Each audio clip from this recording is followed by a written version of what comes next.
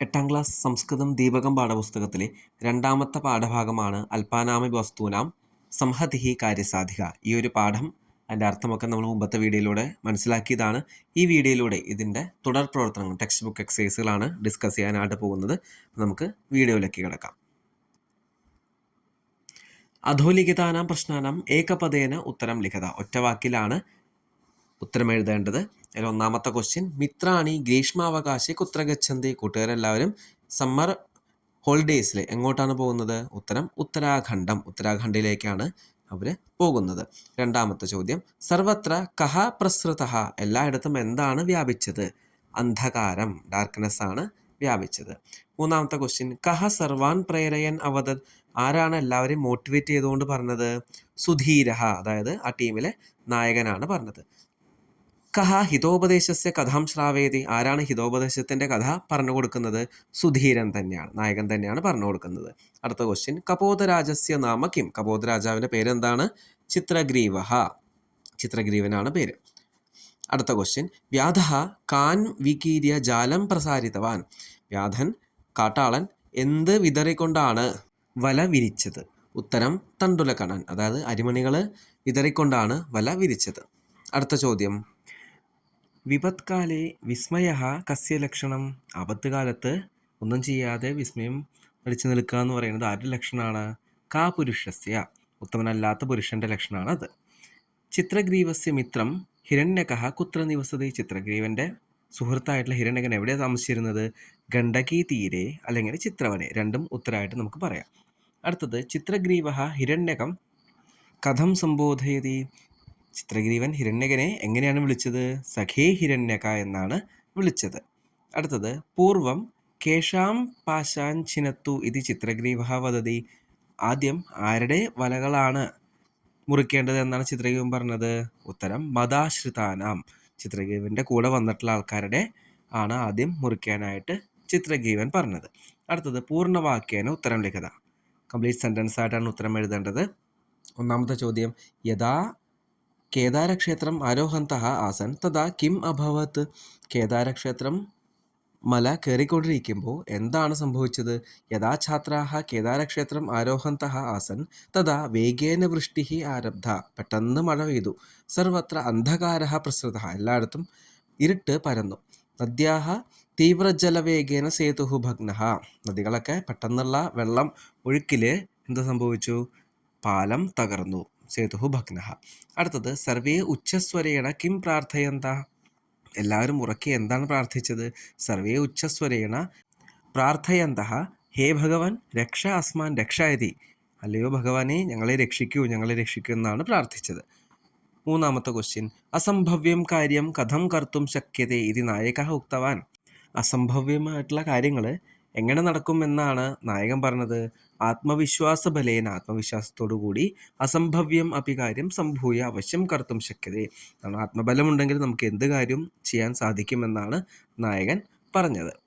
അടുത്ത ചോദ്യം, നിർജ്ജനെ വനെ തണ്ടുലക്കണാൻ ദൃഷ്ട്വാ ചിത്രഗ്രീവ കിം നിരൂപയതി. നിർജ്ജനമായിട്ടുള്ള വനത്തിൽ ആ അരിമണികൾ കണ്ടപ്പോൾ ചിത്രഗ്രീവൻ എന്താണ് പറഞ്ഞത്? കുതോത്ര നിർജ്ജനെ വനെ തണ്ടുലകണാൻ സംഭവ തത് നിരൂപ്യത. കശ്ചിത് വ്യാധോ അത്ര ഭവേത്. ഈ നിർജ്ജനമായിട്ടുള്ള വനത്തിൽ എങ്ങനെയാണ് അരിമണികൾ കാണാൻ സാധിക്കുക? അപ്പോൾ ഉറപ്പായിട്ടും അവിടെ ഒരു കാട്ടാളൻ അഥവാ ഒരു കാട്ടുവാസിയായിട്ടുള്ള ഒരു വേടൻ അവിടെ ഉണ്ടാവാൻ സാധ്യതയുണ്ടെന്നാണ് തണ്ടുലകണങ്ങൾ കണ്ടപ്പോൾ നമ്മുടെ ചിത്രഗ്രീവൻ പറഞ്ഞത്. കൂടാതെ സർവഥാ അവിചാരിതം കർമ്മന കർത്തവ്യം. എപ്പോഴും വിചാരിക്കാതെ ഒരു കാര്യം ചെയ്യാൻ പാടില്ല എന്നും പറഞ്ഞു. അടുത്തത്, കിം നീതിവചനം പ്രസിദ്ധം. എന്ത് നീതിവചനമാണ് പ്രസിദ്ധമായിട്ടുള്ളത്? ലഘൂനാം അപി വസ്തൂനാം സംഹതി കാര്യസാധിക ഭവതി ഇത് നീതിവചനം ലോകസിദ്ധം. ചെറിയ ചെറിയ കാര്യങ്ങൾ കൂട്ടിയോജിക്കുമ്പോൾ ഇത് സംഭവിക്കും? മഹത്തായിട്ടുള്ള കാര്യം സംഭവിക്കും എന്നാണ് നീതിവചനം. വ്യാധാത് രക്ഷാം പ്രാപ്തും ചിത്രഗ്രീവ കം ആദേശം ദത്തവാൻ. അപ്പോൾ കാട്ടാളിൽ നിന്ന് രക്ഷപ്പെടാനായിട്ട് ചിത്രഗ്രീവൻ ആദ്യം ആരോടാണ് ഉപദേശം നൽകിയത്? അപ്പോൾ ഉത്തരം എന്താണ്? വ്യാധാ രക്ഷാം പ്രാപ്തും ചിത്രഗ്രീവ കപോതാൻ ആദേശം ദത്തവാൻ.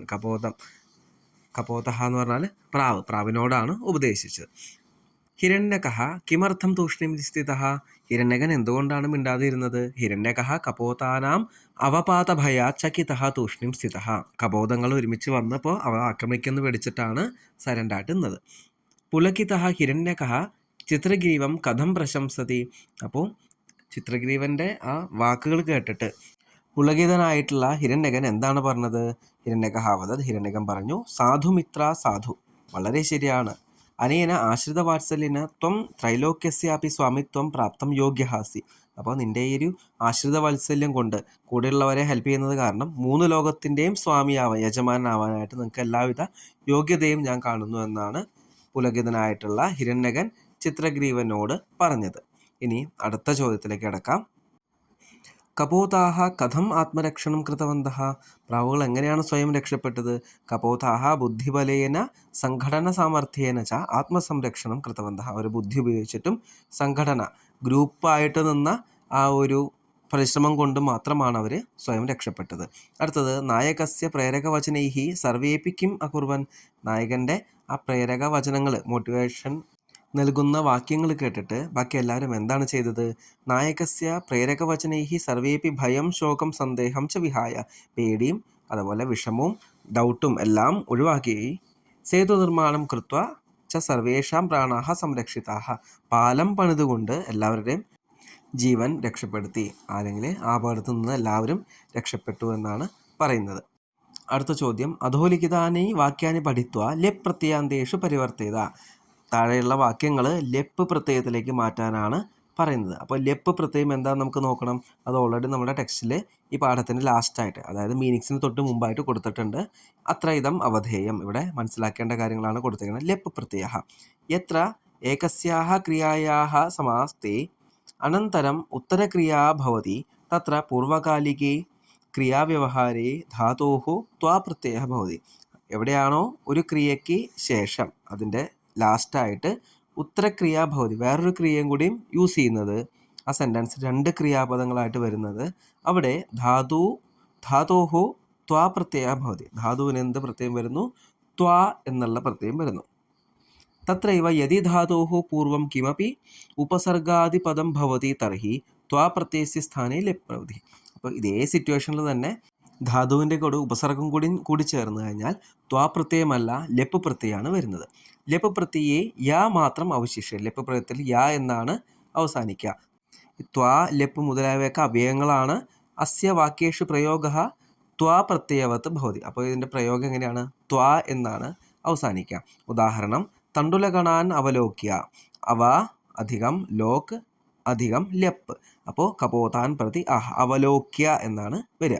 അടുത്തത്, ധൈര്യം അവലംബ്യ, അവ ലംബ് അധികം ലെപ്പ് പ്രതീകാര ചിന്തിത. അപ്പോൾ യ എന്ന് അവസാനിക്കുന്നതാണ് ലെപ്പ്, ത്വാ എന്ന് അവസാനിക്കുന്നതാണ് ക്ത്വാ പ്രത്യയം. ഇത് നമുക്ക് കുറച്ച് എക്സാമ്പിൾസ് വായിച്ചു നോക്കിയാൽ ഏകദേശം ക്ലിയർ ആക്കാൻ പറ്റും. ആഗച്ഛതി എന്നുള്ള ലട്ട് ലകാര ക്രിയാപദം നമ്മൾ ലെപ്പാക്കുമ്പോൾ എങ്ങനെ? ആ ഗമ്മ് ലെപ്പ്. ആഗത്യ എന്നും ആഗമ്യ എന്നും ഉപയോഗിക്കാം. ആനയതി എന്നുള്ളത് എങ്ങനെയാണ്? ആനീയ എന്നാണ് വരിക. ഉത്തിഷ്ഠതി എന്ന് വരുമ്പോഴോ ഉത്ഥായ എന്നാണ് വരിക. അപ്പോൾ ഉത്ത് സ്ഥ ലെപ്പ്, അങ്ങനെയാണ് ഉത്ഥായ. ഇനി പ്രണമതി പ്രണമ്യ, ഉപകരോതി ഉപകൃത്യ. അപ്പോൾ ഓരോ വേർഡ് അനുസരിച്ച് ഡിഫറെൻ്റ് ആയിട്ടുള്ള രീതിയിലാണ് വരിക. അപ്പോൾ അത് കൃത്യമായിട്ട് വായിച്ച് മനസ്സിലാക്കി പഠിച്ചു കഴിഞ്ഞാൽ നമുക്ക് ഉത്തരങ്ങൾ എഴുതാൻ സാധിക്കും. മൂന്നാമത്തെ ചോദ്യത്തിലേക്ക് കിടക്കാം. ഛാത്രഃ കക്ഷാം പ്രവിശതി സംസ്കൃതം പഠതി. ഛാത്രാഃ കക്ഷാം പ്രവിശ്യ സംസ്കൃതം പഠതി. കുട്ടികൾ ക്ലാസ്സിലേക്ക് പ്രവേശിച്ചിട്ട് സംസ്കൃതം പഠിക്കുന്നു. ഭക്തഃ മന്ദിരം ആഗച്ഛതി, ഭക്തന്മാർ മന്ദിരത്തിലേക്ക് വരുന്നു.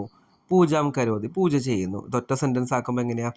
ഭക്തഃ മന്ദിരം ആഗത്യ പൂജാം കരോതി. ആഗച്ഛതി എന്നുള്ളത് ആഗത്യ എന്നാണ് ആയത്.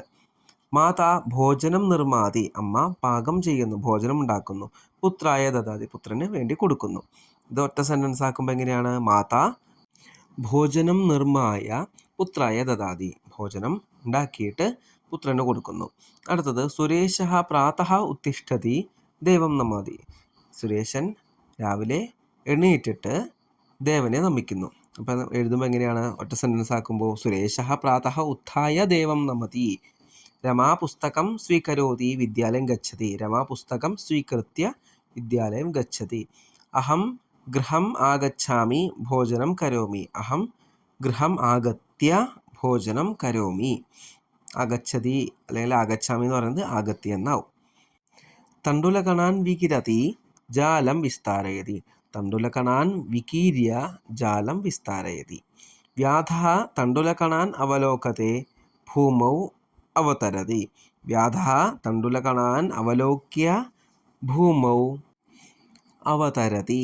അപ്പോൾ വ്യാധഃ തണ്ടുലകണാൻ അവലോക്യ ഭൂമൗ അവതരതി എന്നുള്ള രീതിയിലാണ് നമ്മൾ ഈ ക്വസ്റ്റ്യൻ ആൻസർ ചെയ്യേണ്ടത്. ഇനി ഇവിടെ ലട്ട് ലകാരത്തിലുള്ള ക്രിയാപദങ്ങൾ നമ്മളിത് ലെപ്പ് പ്രത്യയത്തിലേക്ക് മാറ്റുകയാണ് ഇവിടെ ചെയ്തത്. ആഗച്ഛെന്നുള്ളത് ആഗത്യ, നിർമാതി നിർമായ, ഉത്തിഷ്ഠതി ഉത്ഥായ, സ്വീകരോതി സ്വീകൃത്യ, ആഗച്ഛാമി ആഗത്യ, വികിരതി വികീര്യ, അവലോകത്തെ അവലോക്യ. ഇത്തരത്തിലാണത് ചെയ്യുക. അടുത്തത് ഉദാഹരണാനുസാരം ഉപസർഗയോജനേന ത്വാ സ്ഥാനെ ലെപ്പ് പ്രത്യയസ്യ പ്രയോഗം കൃത്വ പദാനി പരിവർത്തയത. ത്വാ എന്നുള്ള സ്ഥാനത്ത് നമ്മൾ എന്താക്കണം, ഉപസർഗങ്ങൾ ആഡ് ചെയ്തിട്ട് ലെപ്പിലേക്ക് മാറ്റണം. ഉദാഹരണം ഛാത്രഃ ഗൃഹം ഗത്വാ ഭോജനം കരോതി. ഛാത്രഃ ഗൃഹം ആഗത്യ എന്നുള്ള ഉപസർഗം ആഡ് ചെയ്തപ്പോൾ ആഗത്യ ഭോജനം കരോതി എന്നാക്കി. മാതാ വസ്ത്രാണി ക്ഷാളയിത്വ പചതി. അപ്പോൾ മാതാ വസ്ത്രാണി പ്രക്ഷാള്യ പചതി. പ്രക്ഷാള്യ എന്നാണ്, ഓരോ ധാതു അനുസരിച്ച് വ്യത്യാസം ഉണ്ടാവും. ശിക്ഷകഃ ശ്ലോകം ലിഖിത്വ പാഠയതി. ത്വാപ്രത്യയാണ്, നമുക്കത് എന്ത് ചെയ്യണം, ലെപ്പ് പ്രത്യയത്തിലേക്ക് മാറ്റുമ്പോൾ ലിഖിത്വ എന്ന് പറയുന്നത് വിലിഖ്യ എന്നാവും. അടുത്തത് രമാ സ്ഥിത്വ ഗീതം ഗായതി. രമാ ഉത്ഥായ ഗീതം ഗായതി. സ്ഥിത്വ എന്ന് പറയുന്നത് ഉത്ഥായ എന്നാണ് ലെപ്പിലേക്ക് മാറ്റുമ്പോൾ വരിക. അടുത്തത് ശിഷ്യ സർവദാ ഗുരും നത്വ പഠതി. ശിഷ്യൻ എപ്പോഴും ഗുരുവിനെ നമസ്കരിച്ചുകൊണ്ട് പഠിക്കുന്നു. അപ്പോൾ ശിഷ്യ സർവദാ ഗുരും പ്രണമ്യ പഠതി. അപ്പോൾ നത്വ എന്നുള്ളതിൻ്റെ പ്ര എന്നുള്ള ഉപസർഗം ആഡ് ചെയ്യുമ്പോൾ പ്രണമ്യ എന്നാണ് വരിക. അടുത്തത് ലാസ്റ്റ് വൺ ലേഖക ആലോചനം കൃത്വ ലിഖതി. ആലോചനം കൃത്വ എന്ന് പറയുന്നത് ലെപ്പാക്കുമ്പോൾ സമാലോച്യ ലിഖതി എന്നാണ് വരിക. അപ്പോൾ ആലോചനം കൃത്വ സമാലോച്യ. നത്വ എന്ന് പറയുന്നത് പ്രണമ്യ, സ്ഥിത്വ ഉത്ഥായ, ലിഖിത്വ വിലിഖ്യ, ക്ഷാളയിത്വ പ്രക്ഷാള്യ, ഗത്വ ആഗത്യ. ഇങ്ങനെയാണ് നമ്മൾ ത്വാപ്രത്യയം ലെപ്പിലേക്ക് മാറ്റുന്നത്. അടുത്ത ക്വസ്റ്റ്യൻ പാഠേ പ്രയുക്തേന ഉപയുക്തപദേന റിക്തസ്ഥാനം പൂരയത. പാഠത്തിലെ വരികളനുസരിച്ച് കറക്റ്റായിട്ട് ഫില്ല് ചെയ്യാനാണ്. സർവൈഹി ഏകചിത്തീഭൂയ ജാലമാതായ ഉഡ്ഡീയതാം. എല്ലാവരും ഒറ്റ മനസ്സോടുകൂടി ജാലമാതായ വലയോടൊപ്പം തന്നെ, വല യൂസ് ചെയ്ത് തന്നെ ഉഡ്ഡീയതാം പറക്കാം. ജാലാപഹാരകാൻ താൻ അവലോക്യ പശ്ചാത് അധാവത്. അപ്പോൾ വലയെ മോഷ്ടിച്ചുകൊണ്ട് പോകുന്ന അവരെ അവലോക്യ കണ്ടിട്ട് എന്ത് ചെയ്തു, പശ്ചാത് അധാവത് വ്യാധഃ കാട്ടാളൻ പിന്നാലെ ഓടിപ്പോയി. അസ്മാകം മിത്രം ഹിരണ്യകഃ നാമ മൂഷകരാജഃ ഗണ്ഡകീതീരെ ചിത്രവനെ നിവസതി. നമ്മുടെ കൂട്ടുകാരനായിട്ടുള്ള ഹിരണ്യകൻ എന്ന പേരായിട്ടുള്ള കൂട്ടുകാരൻ മൂഷകരാജാവാണ്. മൂഷകഃ എന്ന് പറഞ്ഞാൽ എലിയാണ്. ആള് ചിത്രവനത്തിലെ ഗണ്ഡകി തീരത്താണ് താമസിക്കുന്നത്. ഹിരണ്യകഃ കപോതാനാം അവപാത ഭയാചകിതഃ തൂഷ്ണീം സ്ഥിതഃ.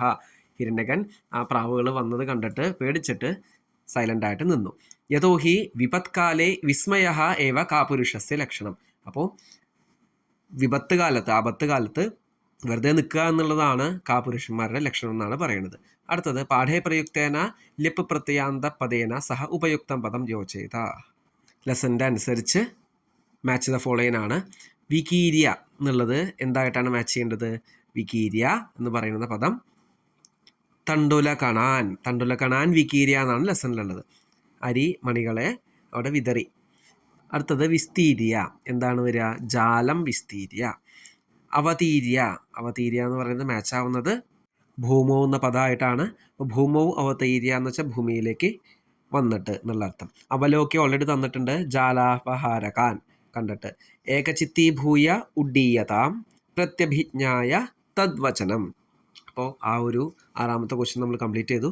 അടുത്തത് സമാസയുക്ത പദേന റിക്തസ്ഥാനം പൂരേത. സമാസയുക്തമായിട്ടുള്ള പദം റിക്തസ്ഥാനം കറക്റ്റായിട്ട് പൂരിപ്പിക്കാനാണ് പറഞ്ഞിരിക്കുന്നത്. അപ്പോൾ സമാസയുക്ത പദേന റിക്തസ്ഥാനം പൂരേത. നമുക്ക് ഓരോന്നോരോന്നാണ് നോക്കാം. ഫസ്റ്റ് വൺ ഗണ്ഡക്യാഹ തീരം ഓൾറെഡി തന്നിട്ടുണ്ട്. ഗണ്ഡകീ തീരം തസ്മിൻ എന്ന് വെച്ചാൽ അതിൽ, സപ്തമി വിഭക്തിയാണ്. അതിൽ എന്ന് പറയുമ്പോൾ ഗണ്ഡകീ തീരെ എന്നുള്ള സപ്തമി വിഭക്തിയാണ് അവിടെ യൂസ് ചെയ്യേണ്ടത്. അടുത്തത് തണ്ടുലാനാം കണാഹ. തണ്ടുലാനാം കണാഹ എന്ന് പറയുന്നത് തണ്ടുല കണാഹ എന്നാണ് നമ്മൾ സമാസം. സമാസം എന്ന് വെച്ചാൽ സിംഗിൾ വേർഡായിട്ട് എഴുതുന്നതാണ് നമ്മൾ സമാസം എന്ന് പറയുക. തണ്ടുലാനാം കണാഹ തണ്ടുല കണാഹ. അപ്പം താൻ എന്ന് പറയുമ്പോൾ അവയെ എന്ന് പറയുമ്പോൾ എങ്ങനെ എഴുതണം? തണ്ടുല കണാൻ എന്നാണ് എഴുതേണ്ടത്. മൂന്നാമത്തെ ജാലസ്യ അപഹാരകാഹ ജാലാപഹാരകാഹ. സിംഗിൾ വേർഡ് ആക്കുമ്പോൾ അങ്ങനെയാണ് എഴുതേണ്ടത്. താൻ എന്ന് പറയുമ്പോൾ ജാലാപഹാരകാൻ എന്നാണ് എഴുതേണ്ടത്. അവപാതാത് ഭയം അവപാത ഭയം. തസ്മാത് എന്ന് പറയുമ്പോൾ പഞ്ചമി വിഭക്തിയാണ്. അപ്പോൾ അവപാത ഭയാത്ത്. ഇനി ലാസ്റ്റ് വൺ കാ പുരുഷാണാം ലക്ഷണം കാ പുരുഷ ലക്ഷണം. തസ്മിൻ എന്ന് പറയുമ്പോൾ അതിൽ എന്ന് പറയുമ്പോൾ കാ പുരുഷ ലക്ഷണേ എന്നാണ് വരേണ്ടത്. അടുത്തത് സാർത്ഥക പദം ജ്ഞാത്വ സന്ധി വിച്ഛേദം കുരുത. കറക്റ്റായിട്ടുള്ള വേർഡ് നോക്കിയിട്ട് സന്ധി വിച്ഛേദം സ്പ്ലിറ്റ് ചെയ്യാനാണ്, പദച്ഛേദം ചെയ്യാനാണ് പറഞ്ഞിരിക്കുന്നത്. അപ്പോൾ ഇത് ചെയ്യണമെങ്കിൽ ഇതിനു മുമ്പ് നമുക്ക് സന്ധി എന്താണെന്നും ഏതൊക്കെ രീതിയിൽ നമുക്ക് പദച്ഛേദം ചെയ്യാമെന്നുള്ളതൊക്കെ പഠിക്കണം. ഓൾറെഡി നമ്മുടെ മീനിങ്ങിന് മുമ്പത്തെ പേജിൽ കൊടുത്തിട്ടുണ്ട്. പ്രത്യേകം നോക്കിയാൽ അതേ പേജിൽ തന്നെ താഴെയായിട്ട് വിസർഗസന്ധി എന്ന ഹെഡിങ്ങിൽ കൊടുത്തിട്ടുണ്ട്. എത്ര വിസർഗാത് പരം ചകാരഃ അഥവാ ഛകാരഃ ഭവതി തത്ര വിസർഗസ്യ സ്ഥാനെ ശകാരഃ ഭവതി. എവിടെയാണ് വിസർഗത്തിന് ശേഷം ച എന്നുള്ള ലെറ്ററോ അല്ലെങ്കിൽ ഛ എന്നുള്ള ലെറ്ററോ ഉള്ളത്, അവിടെ എന്ത് സംഭവിക്കും? വിസർഗത്തിൻ്റെ സ്ഥാനത്ത് ഷ എന്നുള്ള ലെറ്റർ വരും എന്നാണ്. എക്സാമ്പിൾ കഹ അധികം ചിത്ത്. അപ്പോൾ വിസർഗത്തിൻ്റെ സ്ഥാനത്ത് എന്ത് വരും? ശകാര വരും. കശ്ചിത് എന്നാണ് വരിക. പ്രതീകാരഃ ചിന്ത്യതാം പ്രതീകാരശ്ചിന്ത്യതാം. ദേവദത്തഃ ഛലേന ദേവദത്തശ്ചലേന. അടുത്ത റൂള് എത്ര വിസർഗാത് പരം തകാരഃ അഥവാ ധകാരഃ ഭവതി തത്ര വിസർഗസ്യ സ്ഥാനെ സകാരഃ ഭവതി. അപ്പോൾ എവിടെയാണോ വിസർഗത്തിന് ശേഷം ത എന്നുള്ള ലെറ്ററോ ഥ എന്നുള്ള ലെറ്ററോ വരിക, അപ്പോൾ അങ്ങനെ വന്നു കഴിഞ്ഞാൽ വിസർഗത്തിൻ്റെ സ്ഥാനത്ത് സകാരം വരും. അപ്പോൾ ചകിതഃ തൂഷ്ണീം ചകിതസ്തൂഷ്ണീം എന്നാണ് എഴുതേണ്ടത്. നീതിഹി താവത് നീതിസ്താവത്. അടുത്ത റൂള് നോക്കാം. യതി വിസർഗാത് പൂർവം അകാരഃ, വിസർഗത്തിന് മുമ്പ് അകാരം, പരം അതിനുശേഷം വിസർഗസ്യ തൃതീയവർണ്ണ ചതുർത്ഥവർണ്ണ പഞ്ചമവർണ്ണ തഥാ ഹ യ വാരാല ഇത്യേതേഷു കോപി വർണ്ണഃ ഭവതി തർഹി അകാരസ്യ വിസർഗസ്യ ച അഹ സ്ഥാനെ ഓകാരഃ ഭവതി. വിസർഗത്തിന് മുമ്പ് അകാരവും വിസർഗത്തിന് ശേഷം തൃതീയ ചതുർത്ഥ പഞ്ചമ, അതായത് നമ്മുടെ കവർഗഹ ചവർഗഹ ടവർഗഹ അങ്ങനെ ഓരോ വർഗാക്ഷരത്തിൻ്റെയും തേർഡ് ലെറ്റർ അല്ലെങ്കിൽ ഫോർത്ത് ലെറ്റർ അല്ലെങ്കിൽ ഫിഫ്ത്ത് ലെറ്റർ വരികയാണെങ്കിൽ അല്ലെങ്കിൽ ഹായാരാവാല ലെറ്റർ വരികയാണെങ്കിൽ വിസർഗത്തിന് പകരമായിട്ട് എന്ത് വരും? ഓകാരം വരും. ഹിരണ്യകഹ അധികം നാമ എന്നുള്ളപ്പോൾ ഹിരണ്യകോ നാമ സെപ്പറേറ്റ് ആയിട്ട് എഴുതണം. ഹിരണ്യകോ നാമ ഒരുമിച്ച് എഴുതാൻ പാടില്ല. ഹിരണ്യകോ നാമ എന്നാണ് എഴുതേണ്ടത്. തതഹ പ്ലസ് ഹിരണ്യകഹ തതോ ഹിരണ്യകഹ എന്നാണ് വരേണ്ടത്. അപ്പോൾ ഇവിടെ പഞ്ചമവർണ്ണത്തിൻ്റെ വന്നതാണ് ഇവിടെ ഹിരണ്യകോ നാമ എന്നുള്ളവിടെ ഉള്ളത്. അപ്പോൾ ഇപ്പുറത്ത് എന്താണ് വരിക? തതഹ ഹിരണ്യക. അവിടെ ഹയവരാല എന്നുള്ള ലെറ്ററിലാണ് അവിടെ ഹ എന്നുള്ള ലെറ്ററാണ് വന്നേക്കുന്നത്. ഓക്കെ. വ്യാധഃ നിവൃത്തഃ വ്യാധോ നിവൃത്തഃ. അടുത്ത റൂൾ നോക്കാം. യതി വിസർഗാത് പൂർവം പശ്ചാച്ച അകാരഃ ഭവതി. മുമ്പും ശേഷവും വിസർഗത്തിന് മുമ്പ് ശേഷം അകാരം വരുന്നത് തത്ര പൂർവതനസ്യ അകാരസ്യ സ്ഥാനെ വിസർഗസ്യ ച അഹ സ്ഥാനെ ഓകാരഃ ഭവതി. വിസർഗത്തിൻ്റെ സ്ഥാനത്ത് എന്ത് വരുന്നു? ഓ എന്നുള്ള ലെറ്റർ വരുന്നു. അപ്പോൾ കുതഃ അത്ര കുതോത്ര ഹിതഃ പ്ലസ് അപി ഹിതോപി സഹ അധികം അസ്മാകം സോ അസ്മാകം. ഇവിടെ ആ എന്നുള്ള ലെറ്ററിന് പകരമാണ് നമ്മൾ എസ് പോലത്തെ ചിഹ്നം ഉപയോഗിക്കുന്നത്. ഓക്കെ. അതിനെ പ്രശ്ലേഷം എന്ന ഒരു പേരാണ് ആ ചിഹ്നത്തിന് ഉപയോഗിക്കുക. അപ്പോൾ കുതഃ അധികം അത്ര കുതോത്ര ഹിതഃ അധികം അപി ഹിതോപി സഹ അധികം അസ്മാകം സോ അസ്മാകം. ഈ സന്ധിയുടെ റൂൾസ് കറക്റ്റായിട്ട് മനസ്സിലാക്കാനായിട്ട് സെപ്പറേറ്റ് ആയിട്ടൊരു ഡെഡിക്കേറ്റഡ് വീഡിയോ ചെയ്തിട്ടുണ്ട്. ഇവിടെ ഐ ബട്ടൺ ക്ലിക്ക് ചെയ്ത് കഴിഞ്ഞാൽ ആ വീഡിയോ കാണാം, മനസ്സിലാക്കാം, കറക്റ്റായിട്ട് മനസ്സിലാക്കാം. അപ്പോൾ നമുക്ക് ക്വസ്റ്റ്യനിലേക്ക് കിടക്കാം. ഇത്യാകർണ്യ ഇതി അധികം ആകർണ്യ ചിത്രഗ്രീവോ അവദത്. അപ്പോൾ ചിത്രഗ്രീവഃ അവദത്. ബാലകോത്ര ബാലകഃ അധികം അത്ര. ധൈര്യമധ അഭി ഉദയേ. അങ്ങനെയാണ് നമ്മളത് പദച്ഛേദം ചെയ്യേണ്ടത്. ഭോജനേപ്യ പ്രവർത്തനം ഭോജനേ അധികം അപി അധികം അപ്രവർത്തനം ഭോജനേപ്യ പ്രവർത്തനം. അടുത്ത ക്വസ്റ്റ്യൻ. നമസ്തേ നമഃ അധികം തേ. ഉപായശ്ചിന്തനീയഃ ഉപായഃ അധികം ചിന്തനീയഃ. വ്യാധസ്തത്ര വ്യാധഃ അധികം തത്ര. ഹിരണ്യകോപ്യാഹ ഹിരണ്യകഃ അപി ആഹ.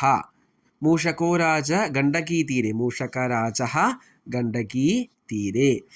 അതസ്ത്വാം അതഃ അധികം ത്വാം. കശ്ചിത് കഹ അധികം ചിത്ത്. അപ്പോൾ ഈ എക്സാമ്പിൾ നോക്കുമ്പോൾ ഏകദേശം നമ്മൾ മുമ്പ് ആ റൂള് പഠിച്ചത് ആയിട്ട് ജസ്റ്റ് ഒന്ന് ക്രോസ് ചെക്ക് ചെയ്യുക. എങ്ങനെയാണ് വന്നതെന്നുള്ളത് സ്വയം തന്നെ വായിച്ചാൽ തന്നെ മനസ്സിലാക്കാൻ സാധിക്കുന്നതാണ്. ഇനി മനസ്സിലായില്ലെങ്കിൽ ജസ്റ്റ് കമൻ്റായിട്ട് ചോദിച്ചു കഴിഞ്ഞാൽ ഞാനിത് കറക്റ്റായിട്ട് എങ്ങനെയാണെന്നുള്ളത് അയച്ചുതരാം. കൂടാതെ സന്ധ്യയുടെ ഒരു ഡെഡിക്കേറ്റഡ് വീഡിയോ ഓൾറെഡി ഐ ബട്ടണിൽ ക്ലിക്ക് ചെയ്ത് കഴിഞ്ഞാൽ കാണാൻ സാധിക്കും. എക്സാമിന് മുമ്പ് തീർച്ചയായിട്ടും അത് മനസ്സിലാക്കി പഠിച്ച് ചെയ്ത് നോക്കേണ്ടതാണ്. അതിൽ തന്നെ കുറച്ച് എക്സാമ്പിൾസൊക്കെ നമ്മൾ ഡിസ്കസ് ചെയ്യുന്നുണ്ട്.